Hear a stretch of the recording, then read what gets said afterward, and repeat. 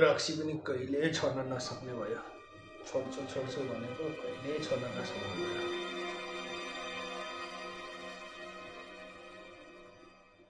बुढीले पनि किचकिच गरे गर्छ, तर के गर्नु। नमस्कार काका, नमस्कार। ए भतिज केटा पो आएछ। नमस्कार। ल बस। ए हुन्छ।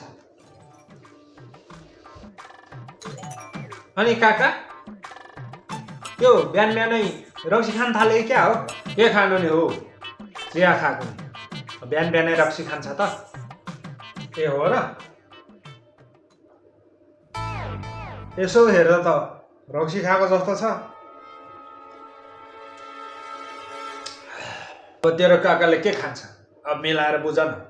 ए बुढाले सड्काएछ बिहानै।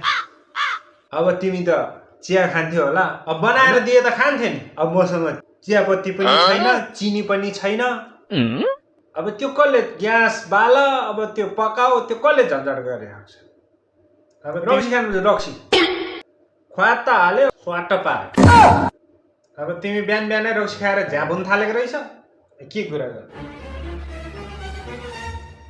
अनि अस्ति काकीलाई त मैले रक्सी छोडे भनेको होइन? भनेको। छोडेको पो भनेको त। ए खाँदिन भनेको छ? कुरा गर्छ। यस्तै टेढो कुरा गर्छ र पो त काकीले तिमीलाई दिन्छ त। गर्दन टेढो हुने गरी चाबी